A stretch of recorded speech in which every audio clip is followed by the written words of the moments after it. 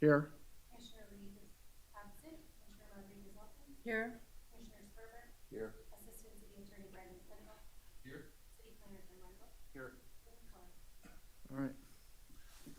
Commissioner Sperber, will you lead us in the Pledge of Allegiance?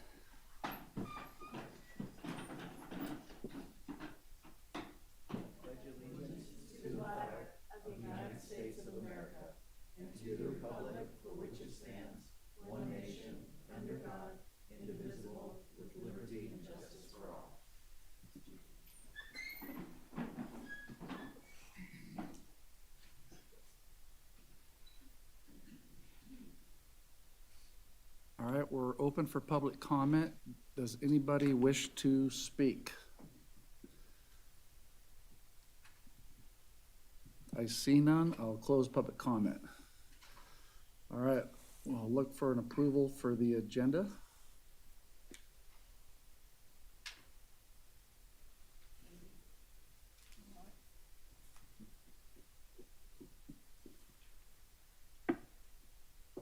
Mr. Chair, I move to approve the agenda as submitted. I'll second that motion. All right, we have a move by Commissioner Pritzo and a second by Commissioner Kramer. Do we have any discussion?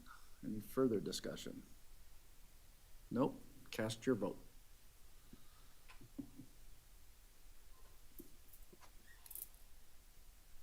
All right, can I get a motion for the approval of the minutes? Mr. Chair, I move to approve the minutes of the Planning Commission study session held on Tuesday, March 19th, 2024, and the Planning Commission meeting held on Thursday, March 21, 2024. Thank you. I got a move by Commissioner Kramer and a second by Ricky Rodriguez-Elkins. I second. All right, cast your vote.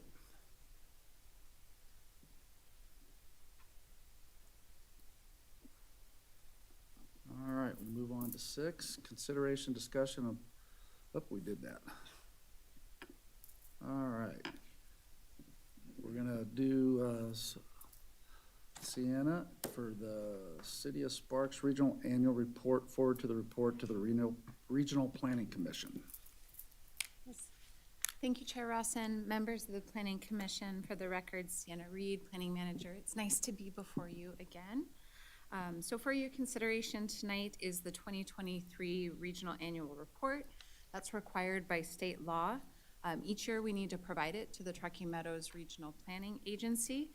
And ultimately what staff is recommending is that the Planning Commission endorse this report and forward it to the Truckee Meadows Regional Planning Commission and Regional Planning Governing Board.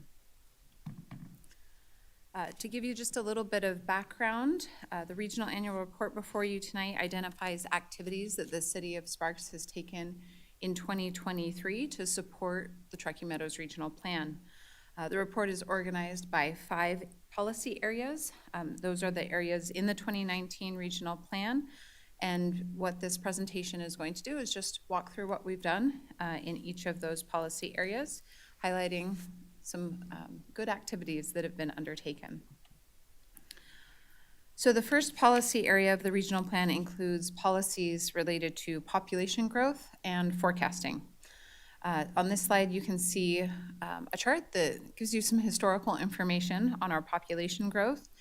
Here you can see between 2010 and 2020, the city grew from 92,331 individuals to 103,230 persons. That's an increase of almost 11,000 people. And then you can see from 2020 to 2023, the city has experienced some pretty robust growth. I know you're all aware of that, but you can very much see it illustrated graphically here. And so the certified population for 2023 had actually increased to 113,816 persons. And when you do the math, that's an increase of about 10,600 people over 3 years. So that's just 400 people less, thereabouts, than the total population growth from 2010 to 2020. Moving on, both the Community Development Block Grant, or CDBG, and then Home Investment Partnership Programs provide vital funding to help meet affordable housing needs in our very much growing city, also addressing homelessness and providing infrastructure improvements. So to highlight a few things from fiscal year 23-24, the city received a bit over $675,000 of CDBG funds. What were those used for? They were used to support fair housing activities through the Silver State Fair Housing Council. They were used for supporting shelter services for homeless youth. Those were provided by the Eddy House. Also helping to construct pedestrian improvements in low-income areas and engaging in our housing rehabilitation programs. Those include the Emergency Repair Grant Program. That is a one-time grant of up to $10,000, helps to address life safety emergencies and accessibility modifications in a primary residence. And then we also have the Deferred Loan Program that allows single-family homeowners to receive a 0% interest deferred loan up to $25,000 that helps to perform essential repairs on their primary residence. In addition, home funds are used to fund pre-development loans for affordable housing projects. And during 2023, there were 2 projects in the city of Sparks. One was a rehabilitation of an existing apartment complex that was the Silver Sage Apartments on Arvada, and then also construction of a new affordable housing project, and that was the RHA 10th Street project, Rail Yard Flats. Looking beyond our CDBG and home funds, what was really exciting in 2023 is that the city of Sparks was allocated $1.5 million from the state of Nevada for the purpose of providing rental assistance, and that was for FY 23-24. The full amount was actually $3 million to be used over 2 fiscal years. So this fiscal year that we're going to be entering coming up in July as well. In terms of the Sparks City Council and approval of those funds for rental assistance, there were actually 2 programs set up for rental assistance, the first being eviction prevention and the second being senior short-term rental assistance. This is a program that has been diligently administered by Amy Jones, our housing specialist, as well as Casey Chavla, our administrative analyst. And in FY 23-24, there were 276 applications approved. That was in the course of about 6 months. So very much a high demand for this program in the city of Sparks. In addition, the city was awarded $2,871,000 in Home Means Nevada initiative funding. That was from the state housing division to purchase vacant land for the ultimate purpose of developing affordable housing. And to date, the city of Sparks has purchased 2 parcels for this purpose, and will be engaging in future processes for RFPs to develop the sites and ultimate selection of a developer to help engage in those projects. Moving on, the second policy area of the regional plan addresses the region's form with policies to manage growth in the Truckee Meadows region. These policies set the regional priority for growth. You'll be familiar with our regional land designations for those of you that sit on the Regional Planning Commission, or tiers as they're commonly called. These tiers really aim to maximize growth within our urban core areas and then limit premature expansion of growth at the region's urban edge. And our comprehensive plan includes goals and policies that help support really continued higher density infill development and investment in the city's mixed use district, which actually aligns with the regional plan's mixed use core designation.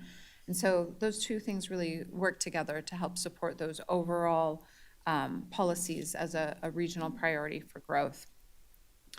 We also continue to very much invest in our mixed use district.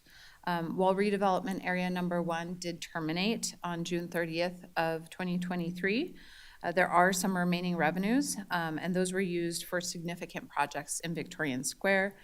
These include the Nugget Event Center forecourt project. You've probably seen the shade structures along Victorian Avenue, but that was a full redesign of that area, really aimed at providing a much better pedestrian environment in that location, and then also fully enclosing the Tony Armstrong or Victorian Square Amphitheater to secure it when it's not in use, and then also just facilitate greater utilization. Also related to regional form are annexations and comprehensive plan amendments. Those come before this body on a somewhat regular basis. And so in 2023, the Planning Commission approved 5 comprehensive plan amendments. You'll remember these are the Chalet site near Wedekind and El Rancho. There were a variety of properties on the north side of Prater Way. We also had a comprehensive plan amendment 1275 East Prater Way near Marina Gateway, are the El Rancho Estate site at Moore Park Court, and then also a 1.4 acre portion of DeAndrea. And each of those amendments was found to conform with the regional plan, and there were no annexations that were approved in 2023. Looking at public services and facilities, here we have regional plan policies that support capital improvement plans needing to ultimately support the goals and policies and priorities of the regional plan. And so in 2023, the city engaged in various projects that promote those regional growth priorities. Here, the city continued with its sanitary sewer manhole rehabilitation. Basically, when we have manholes that deteriorate and they have groundwater infiltration, we end up treating additional groundwater at the plant that we don't need to. And so in 2023, the city rehabbed 10 manholes.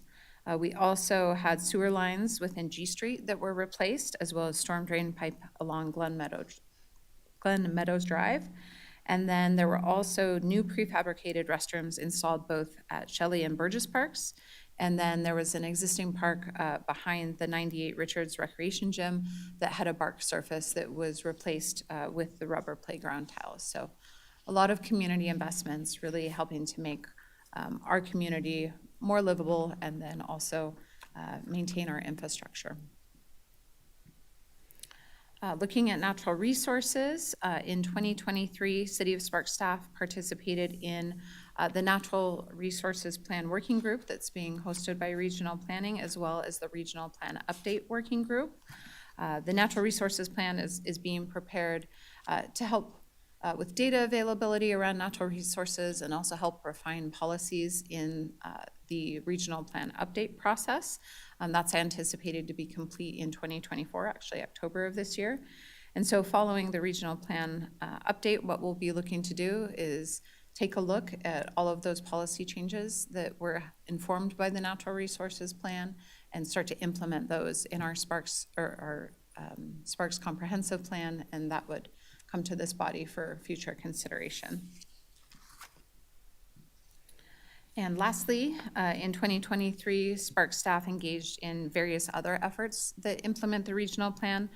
I already talked about the Regional Plan Update Working Group. I want to note that as part of that effort, we have also been providing feedback on the Public Infrastructure Plan. That is another large document that the Truckee Meadows Regional Planning Agency is working on to help inform the Regional Plan Update. And so similar to the Natural Resources Plan, once the Public Infrastructure Plan is complete, that's going to be a resource for the community. It's going to be a resource for staff to utilize, and then we would be looking to implement any infrastructure-related policy changes in our comprehensive plan through an amendment that, again, this body would see. In addition to really kind of that participatory aspect in regional planning efforts, we also implement the regional plan by supporting regionals' data collection and analysis function. We do that by regularly forwarding spatial data to them. They use that in their population and employment model that is ultimately feeds into the Regional Transportation Commission travel demand model. There's a lot of linkages there, so it's important for us to be involved in the front end in terms of all of the input, making sure that what we think is going to be happening in the future is reflected. And then we also participate in review of a housing unit model that helps to inform population estimates that go to the state demographer. And those are really important because they help to set our CTAX distribution. So being involved in all of those efforts is important from that financial perspective as well. So with that, staff is recommending that the Planning Commission endorse the report. and again, forward it to the Regional Planning Commission and Governing Board. And you have a motion to that effect on this slide, and I'm certainly happy to answer any questions on the annual report. Thank you, Sienna. Does anybody have questions, commissioners, for staff? Nope. All right, we'll take a motion.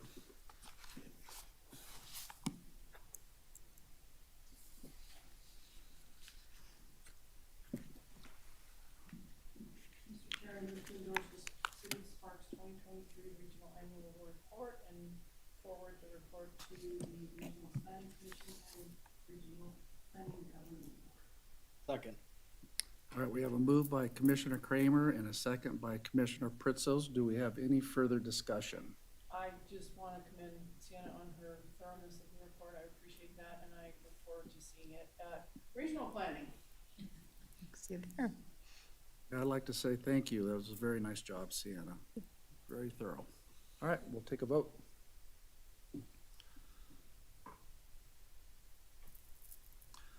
Motion passes unanimously. Thank you.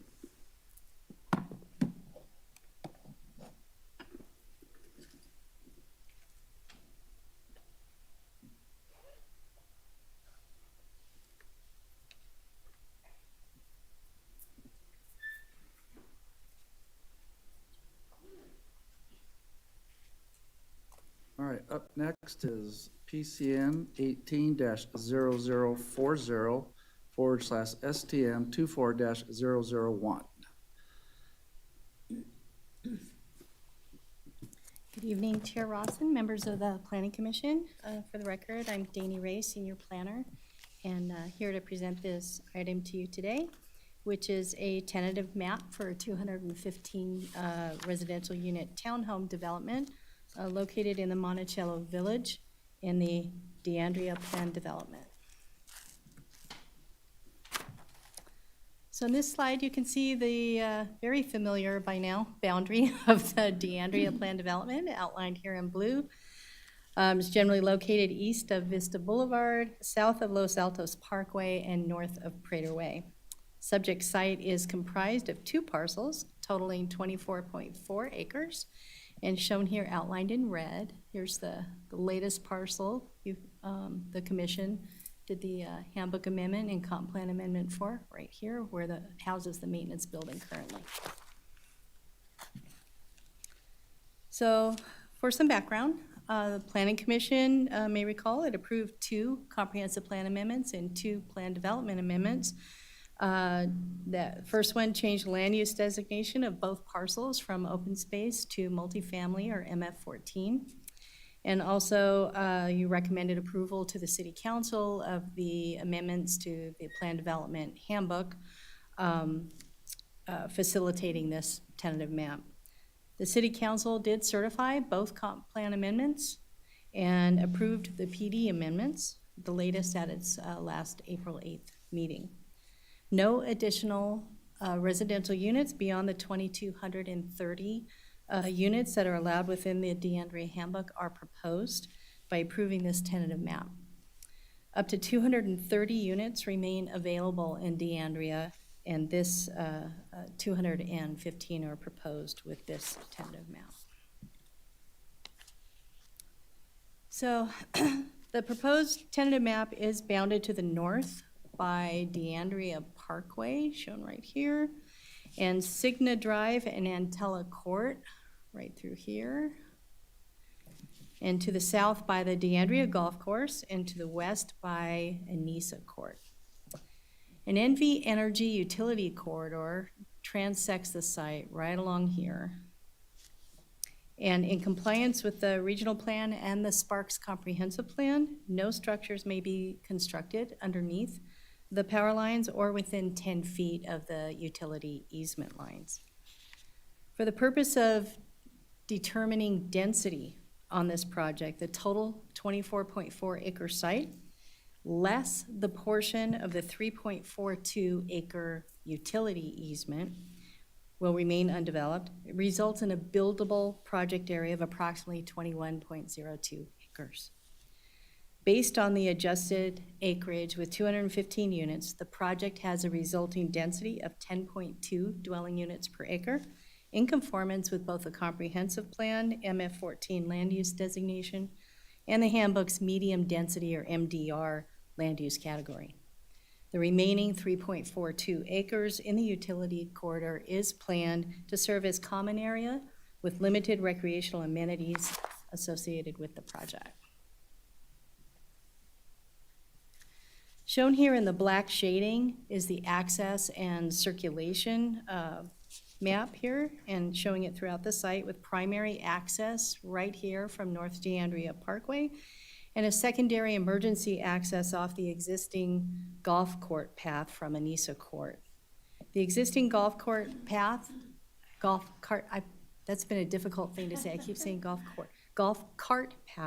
will be improved and serve as a multi-use roadway for utility maintenance, golf cart access, as well as emergency vehicle access. The roadway network surrounding the subject site is established. Number of travel lanes is not anticipated to change. And a total of 594 parking spaces are provided in the 2-car garages that are attached to each unit and throughout the site, and 495 are required based on 1 parking space per bedroom standard. And this slide shows here in red the emergency vehicle access points and circulation throughout the site. As you can see, each one of these units is accessible by fire access or fire department. Landscape plan for the Monticello Village is shown here on this slide. As required by the handbook, a minimum of 20% of the project area will be landscaped. As designed, the project includes 9.71 acres or 40% of landscape common area, which includes a minimum of 693 trees strategically planted throughout the project, providing buffering. Where proposed units are planned adjacent to existent residential uses in the southwest corner of the project, right along here. Evergreen rather than deciduous trees will be planted to provide a visual buffer between the existing and proposed units that will be good for the whole year. So this is a slope analysis map. Project site is comprised of former golf course areas, including a maintenance building and associated outdoor storage area, which have been previously graded and improved. City of Sparks public storm drain discharges from the west near North D'Andrea Parkway and is conveyed through the site in a series of open channel segments and culverts toward the same golf course pond or detention basin. The proposed grading for the project is intended to produce an on-site cut-to-fill balance and will include cut slope grading that extends outside the project boundary within a portion of an adjacent parcel as part of an easement agreement. The cut slope grading is intended to minimize the height of the perimeter retaining walls needed along the northern and eastern edges and to generate the material to be placed in fill areas within the site. Retaining walls are proposed along the edges of the project where necessary, and the interior to the project site to transition and grade between tiers where individual lots will be developed. Cut slopes with within rocky material are proposed at a 2-to-1 ratio and will include slope protection if found to be necessary as part of the geotechnical investigation. In areas with competent rock, slope protection is not expected to be warranted in keeping with existing grading that surrounds the project site. The townhomes have a couple of architectural design variations. Architecturally, the townhomes and the clubhouse building draw influence from both Craftsman and Tuscan farmhouse styles and are illustrated in the D'Andrea Handbook as part of the most recent update. So this is the proposed Craftsman architectural style. The color and material palettes range from saturated earth tones to neutral and classic colors that will integrate harmoniously with the surrounding and existing neighborhoods. Here's a perspective view. You can see we have multiple architectural features. There's design here. We have stone added and vertical wood paneling for the Craftsman style. This is the Tuscan farmhouse version. Again, a perspective view. And this shows the development as it would likely be developed with alternating styles. This is the conceptual elevation of the Leasing and Recreation Center. Amenities include a private clubhouse and pool area with common open space and recreational opportunities throughout the project. Clubhouse is estimated to be 2,300 square feet. Includes a leasing office, fitness area, adventure equipment rental center, community room, as well as a 760 square foot pool house with restrooms. Provide access to the outdoor area pool and spa. Project also includes a number of recreational amenities which will be provided throughout the project. While these areas haven't been formally programmed as of yet, a mix of recreational amenities including but not limited to linear park and the NV Energy easement and utility corridor, adventure dog park, park horse equipment, walking trails, picnic areas with tables, naturalistic playground, sports courts, play structures, etc. will be provided. All common areas will be maintained by the HOA. This illustration is of a typical 1,485 square foot, 3-bedroom, 2.5 bath townhome with attached 2-car garage. There are 3 floor plans. In addition to this one, there's a 4-bedroom, 2.5 bath in both 1,300 square feet and 1,500 square feet versions. So the applicant has provided an updated traffic impact analysis for this application. Compares the projected number of trips at full residential build-out of the DeAndrea Plan development, including trips generated by this request, with the number of trips anticipated in the traffic study provided for in the 2009 Handbook Amendment. There's no increase in the number of residential units. Therefore, there's no increase in the number of trips generated by Monticello Village, which is estimated to generate 103 AM peak hour trips and 123 PM peak hour trips out of the 1,618 AM peak hour trips and 2,104 PM peak hour trips that would be generated at full residential build-out of the entire DeAndrea Plan development. Monticello Village is projected to generate an overall positive fiscal impact of approximately $3.3 million over the 20-year analysis period. This includes a revenue surplus for the city's general fund of $3.1 million, as well as a revenue surplus of $217,000 for the city's road fund, because the internal road network will be privatized. Police and fire services will be provided by the city of Sparks. Closest fire stations are Fire Station 2 and Fire Station 4. Both stations are approximately 2 miles from the project site. They're fully functional and staffed year-round. This is outside a 4-minute fire response from the time the emergency services leave the station. And therefore, the townhomes will require sprinklers as required in the handbook and provided for in Condition 14. Staff reached out to several public agencies for comment, received responses from NDOW, or the Nevada Department of Wildlife, and TUMWA, the Truckee Meadows Water Authority. NDOW had no conditions, and TUMWA did, which are provided for in Condition 6.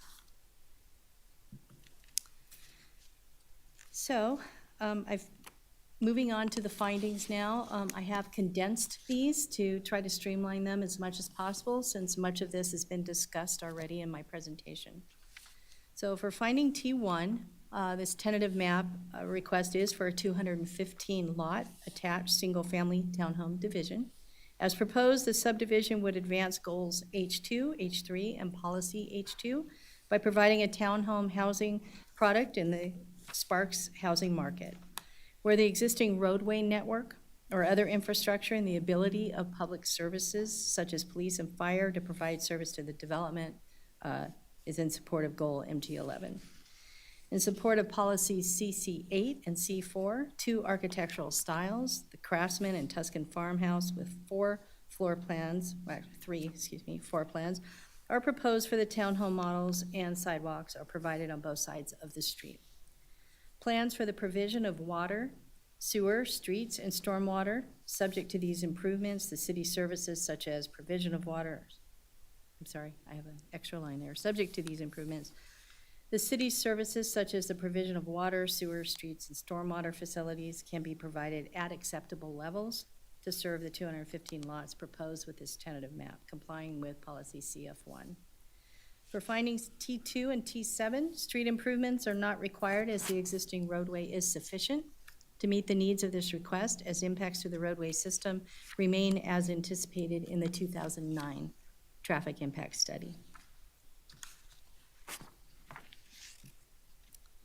For finding T3 and T4, this application was distributed to the agencies that provide basic services and administrate environmental health laws. Written comments were provided to the city by Endow and Tumwa. The developer shall comply with all Tumwa requirements as conditions 6 and 7. For findings T5, T6, and T9, the applicant's required to demonstrate there's adequate sewer capacity to serve the project prior to submittal of a final map. The final grading and drainage plan for the development must be reviewed and approved prior to the submittal of a final map for the project. That's condition 11. And the availability of municipal water is addressed in finding T4. NV Energy will provide electricity and natural gas service. Electric, telephone, and cable services will be extended underground within the roadway right-of-way to serve this development. For schools, the site is zoned for Moss Elementary School, Mendive Middle School, and Reed High School. The Washoe County School District did not provide comment in response to this request. Police protection and fire and emergency response. Law enforcement services will be provided by the Sparks Police Department, and fire and emergency medical services will be provided by the Sparks Fire Department. Let's see. And for parks, the closest public park to the subdivision proposed in this tentative map is Vista View Park, which is approximately 1,000 feet to the west of the project site and located on the south side of North DeAndrea Parkway. For finding T8, floodplain, the site is located within FEMA's Zone X, which indicates the site's outside the 100-year flood hazard zone. For slopes, the proposed grading for the project is intended to produce an on-site cut-to-fill balance, and cut slopes within rocky material are proposed at a 2-to-1 ratio and will include slope protection if found to be necessary. And for soils, a final geotechnical report is required prior to approval of any final map. That's condition 10. For finding 10, fire protection service will be, again, provided by the Sparks Fire Department. Municipal water will be provided by Tumwa. For finding 11, landscaping is being provided in accordance with the requirements of the DeAndrea Handbook. Final landscape plans that conform with landscaping requirements to the Handbook and Sparks Municipal Code must be approved by city staff prior to submittal of a final map. And common areas must be maintained by a homeowners association, HOA, or a landscape maintenance association, LMA. That's condition 12. And an operations manual that identifies ongoing and long-term maintenance of common area landscaping for use by the HOA or LMA is also required. That's condition 13. The proposed townhomes, architectural styles, features, and materials and colors and provided amenities conform to the handbook. And finally, for finding 12, public notice for tentative maps is accomplished through the posting of the agenda for a public meeting. Planning Commission agenda was posted on or before April 2nd, and the Planning Commission and City Council meetings function as the public meetings for this item. So this concludes my presentation. Staff does recommend the Planning Commission recommend approval of this application to the City Council, and I'm available to answer any questions, as is the applicant. Thank you, Danny. Appreciate that. Do any commissioners have questions for staff? Yes, Commissioner. Thank you, Danny. Great job. Did I hear you say that because the fire department, fire station was a little further than what code requires, that the units, the townhomes themselves are going to require sprinklers? Yes. Okay, thank you. Commissioners, any more questions for staff? Is the applicant here?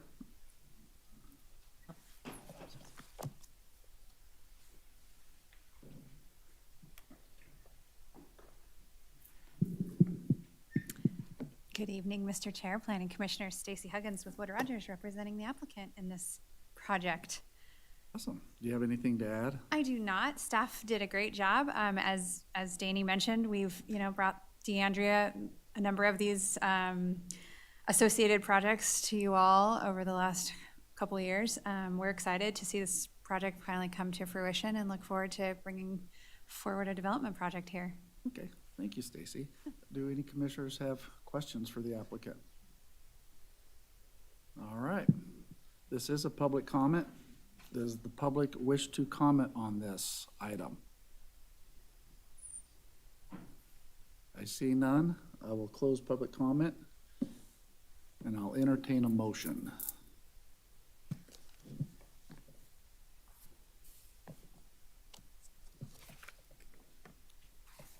Chair, I move to forward a recommendation of approval to the city council for a tentative map request, STM 24-0001, associated with PCN 18-0040, adopting findings T1 through T12 and the facts supporting these findings as set forth in the staff report and subject to conditions of approval 1 through 19.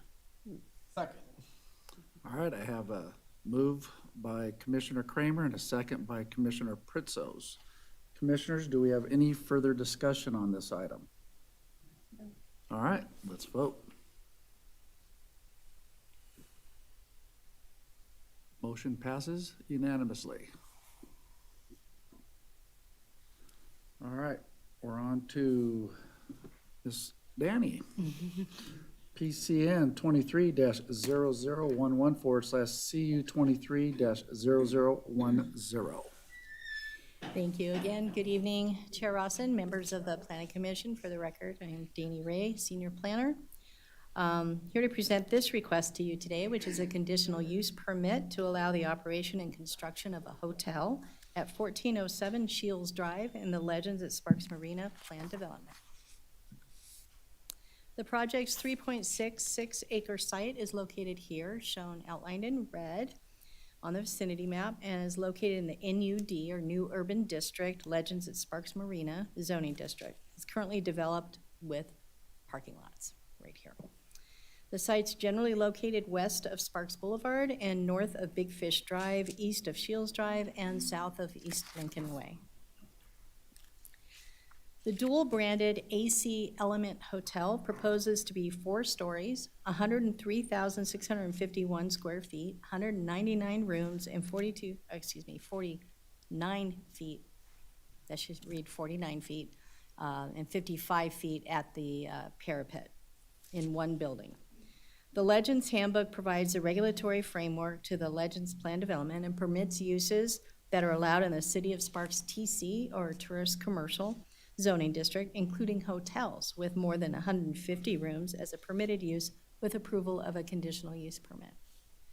Purpose of a CUP is to ensure compatibility with surrounding uses and to identify potential impacts and ensure adequate mitigation of those impacts associated with the operation of, in this case, a hotel use.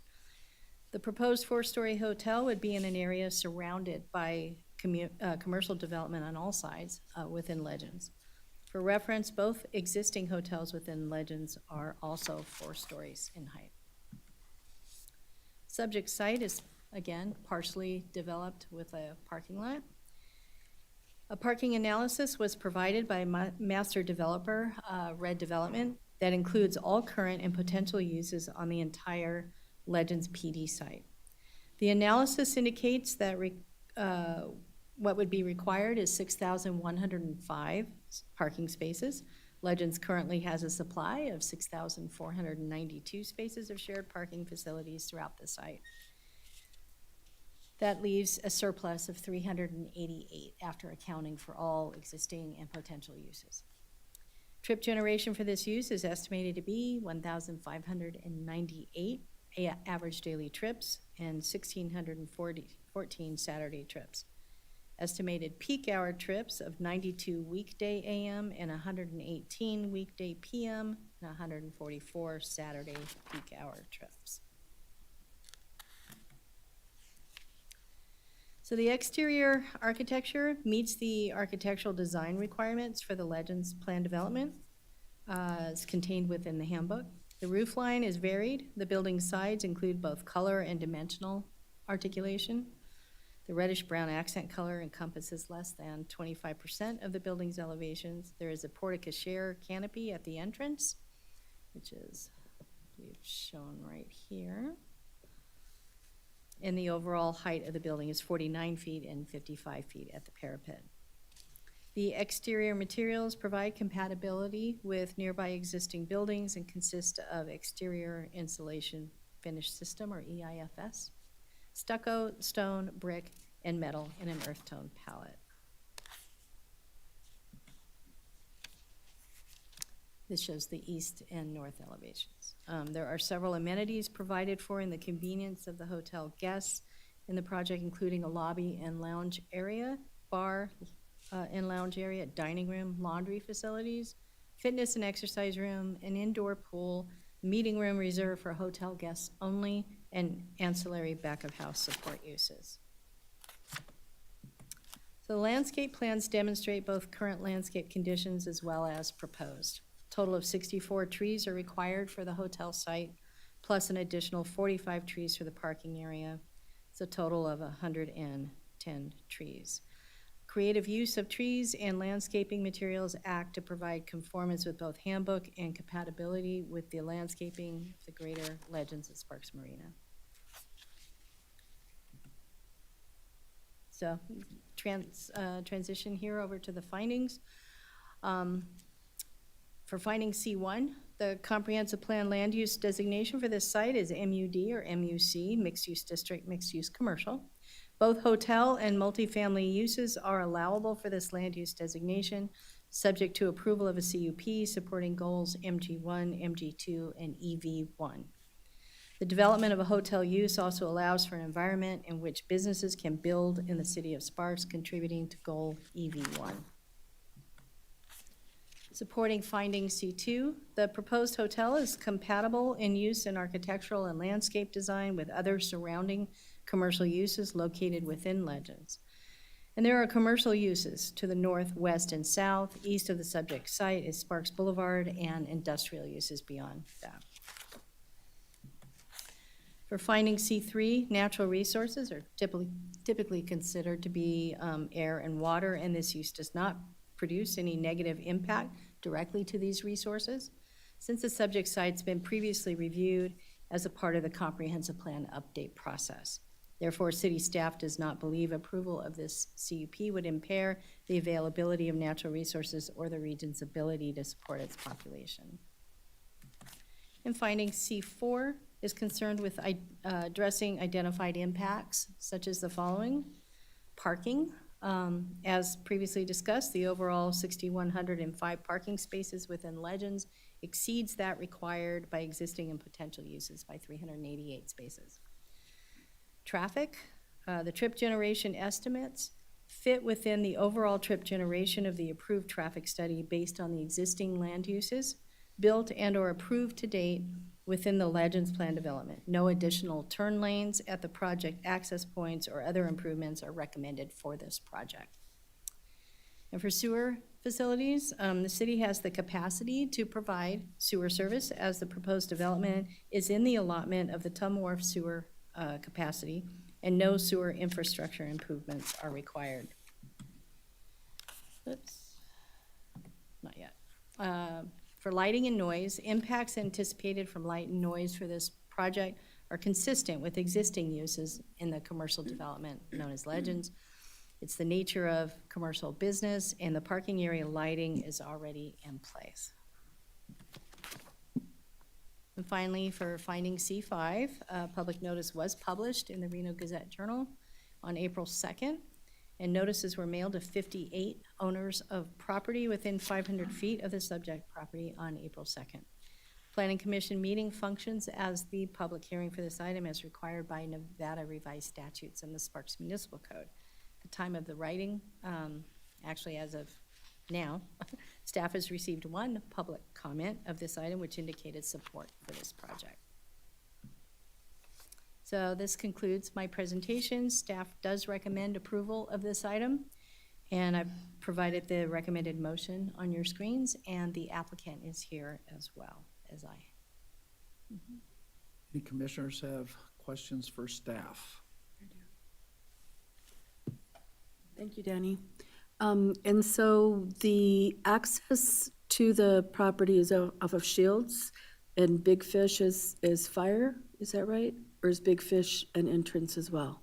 No, Big Fish is an entrance as well. Okay. Yeah. Thank you.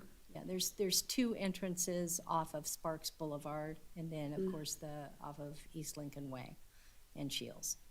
Off of Sparks So Boulevard? there's three ways to get to this site. I missed the one off Sparks. Thank you. As you're going toward the freeway, you're heading south. Uh-huh. Yeah, there's two. There's one by the Chick-fil-A over there. Right. And one as you're heading into Lowe's. There's two of them there. Oh, there is two Yeah. right there. Okay, thank you. Sure. Commissioner Sperber? This isn't a ding against the applicant or their responsibility, but just a question as a citizen. The traffic on Lincoln up there with the roundabout really kind of backs up. So I'm just wondering, is there any long-term plans to mitigate that or?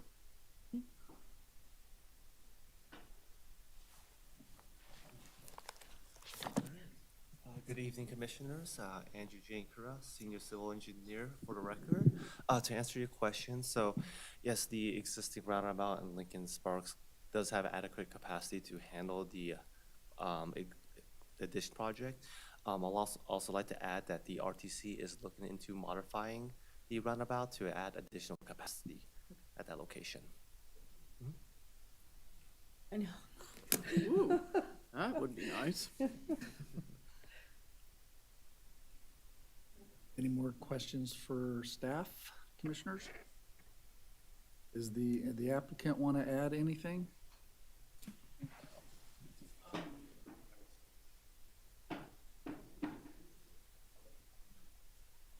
Juan Rodriguez with Leak Engineers, the applicant, and we also brought in the developer himself. Yeah, I'm Kay Urnak with Baywood Hotels, the developer. All right, We really don't have anything else to add. okay, Did a great job, thank you, presenting, so. okay. Do any of the commissioners have questions for the applicant? All right, we're good, thank you. Thank you. Thank you. Appreciate it. This is a public hearing item. Does anybody from the public wish to comment? Nope, I don't see anybody. We'll close it. I'll entertain a motion. Chair, Yes, sir. just wanted to remind the planning commission and for the public, we received one public comment Oh, written, and it is part of the record. Yeah. We did receive one public comment in support of the project. Now I'll entertain a motion.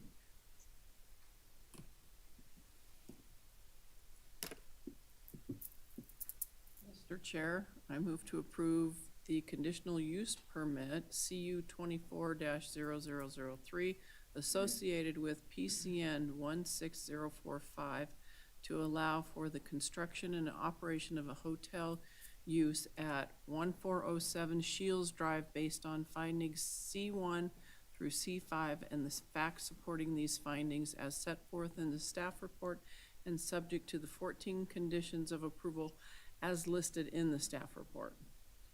Second. All right, we have a move by Commissioner Kramer and a second by Commissioner Nieberline. Do any of the commissioners have further discussion on this item? All right, let's vote. Motion passes unanimously. Thank you, Danny, very good. We move on to announcements. Do number 10. All right, public comment is now open. Does anybody from the public want to speak? I see none. We'll close public comment. Staff announcements? Chair, thank you. Chair Rawson, Senior Planner Carey would like to come up and discuss the workshop going on in Carson City. Thank you, Scott. Good evening, Mr. Chair, members of the commission. For the record, Scott Carey, Senior Planner. Before the meeting, I handed out a copy of a flyer. The Nevada chapter of the American Planning Association, in conjunction with Carson City Community Development, will be hosting two workshops on Wednesday, May 1st in downtown Carson City. The first workshop is going to be taking place from 3 o'clock to 4 o'clock. That's going to be a Planning 101 workshop, just kind of covering the basics of Nevada planning law. So I encourage you all to attend. You're very well versed in Nevada planning law. Some of you could probably teach that course. But after following the Nevada Planning 101 course, there's going to be a walking tour of downtown Carson City, where they'll be going through the historic district, talking about historic preservation, as well as the city's redevelopment projects, some of the initiatives they've done over the years. So please help us spread the word, and hope you can make it. Thanks, Scott. Thank you, Chair. All right, commissioners, any announcements? Meeting adjourned.